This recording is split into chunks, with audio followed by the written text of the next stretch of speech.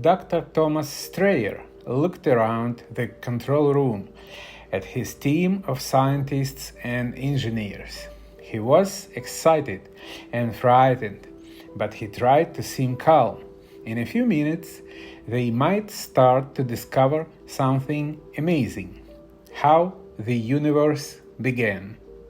He looked out of the window at the beautiful blue summer sky and tried to breathe slowly. "Ready," he said. He pressed the first button, and the complicated computers and machines came to life. "Set," he said. He pressed the second button and switched on the large particle accelerator that lay under the towns and fields of Switzerland. "Go," he said, and at exactly 12 o'clock he pressed the final button. For a second he felt as if he was blind, because everything went completely black.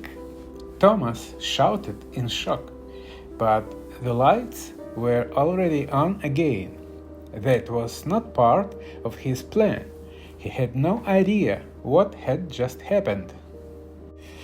"Everybody check the systems," he ordered, but nothing seemed to be wrong with them. The particle accelerator was working perfectly. "Thomas," said his assistant, "look outside." She sounded afraid.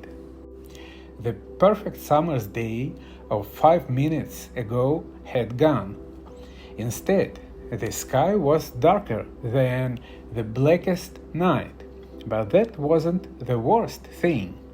The sun wasn't there, and the moon and stars were also gone.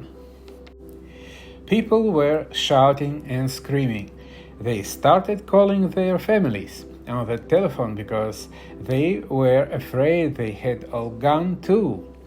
Thomas felt as if it was hard to breathe, but he counted to 10 and tried to breathe slowly. He sat at the main computer and started reading the information and numbers from his experiment, but he couldn't find anything to explain what was happening. He ran out of the exit with the rest of his team until they were all outside the building. Everyone else in the building was outside, frightened and confused. They were using the screens and lights on their mobile phones to see better. Several people got in their cars and turned on the lights. They drove to the entrance to make a small area of light for everybody to stand together. The street lights turned on, but most people were still afraid. Then, almost 20 minutes after Thomas had started the particle accelerator, the sun was in the sky again. It was warm and yellow, and the black sky turned blue again. Everyone started laughing and dancing around, and Thomas felt as if he could breathe normally again. But later, hours later, when the real night began, no one was happy, because although the moon rose again, there were no stars in the sky at all. No one wanted to know what Thomas' work was actually about. They didn't care what the practical accelerator was for. What did that matter? All they cared about was what had happened after he turned the machine on. He had stolen all the stars, or that's what the newspapers said. And when they made him go to the International Criminal Court, they charged him with stealing the stars. Thomas said, "I'm not guilty." "Well, if you didn't steal the stars, Dr. Strayer," said the lawyer for the prosecution, "what did you do?" If you're asking about my work, said Thomas, we didn't do anything. We showed that the machine was working. That's all. Taking the stars from the sky seems like nothing to you. The lawyer looked around at the people in the court. No one here would think it's nothing. No one in the world would think it's nothing. That's not what I meant, said Thomas. But I can tell you this. When the machine started, there were suddenly no photons in the test room. What? Photons? We aren't all scientists here. Speak simple English, Dr. Strayer. Light, said Thomas. For just a moment, it was as if there was no light in our laboratory. Then we saw it was also dark outside, until the light became normal again. Normal, Dr. Strayer. It wasn't normal when, the lawyer checked his notes, when the sun went out for exactly 16 minutes and 40 seconds. Perhaps we can say the rest of the day was normal, but the night hasn't been normal ever since, has it? Thomas looked sad. I know, but you must believe me. I didn't do anything that could have taken the stars from the sky. So are you saying you didn't steal the stars from us? Said the lawyer. No, I didn't steal them, Thomas said. You just made it so that we can't see them anymore. After a long pause, Thomas spoke.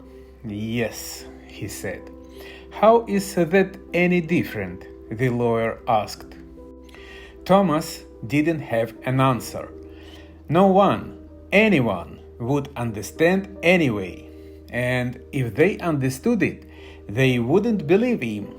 He had an idea, but it would take years to improve it. Instead, he changed his mind and said, I'm guilty.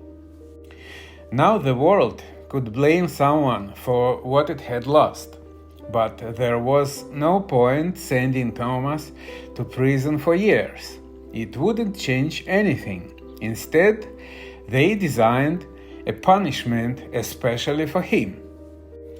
They sent Thomas to work at the extremely large telescope in Paranal in Chile. Nobody used the telescope now.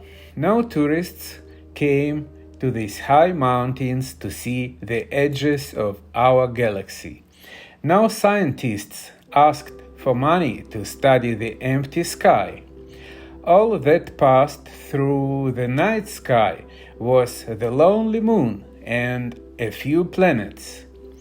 Looking up made people feel bad. Thomas thought it was fair that they punished him, and the job was almost the same as prison, because he was completely alone. After a few years, the world forgot about him, or at least everyone decided to leave him alone. Every evening he watched the sun go down. The red ball was gone exactly 8 minutes and 20 seconds after it actually went behind the Earth.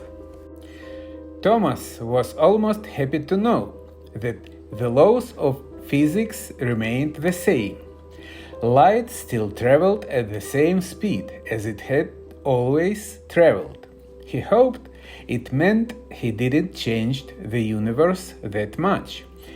We know there is a speed light travels at, he thought, so perhaps the dark travels at the same speed.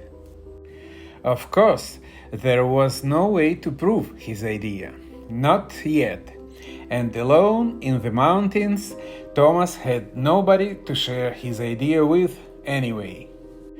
High in the mountains of Chile, Thomas continued to watch the night sky. With the enormous telescope, he looked at the same place in the empty sky every night. Even though there was nothing to see, and each day as the sun went down, he thought of the song his parents sang to him as a child. Starlight, star bright, first star I see tonight. I wish I may, I wish I might, have the wish I wish tonight. For 1,596 black nights, nearly 4.5 years, there was no change to the night sky. But that was okay. It didn't mean his idea was wrong. Thomas thought about the darkness he had created. He imagined it like a wave that had passed the sun.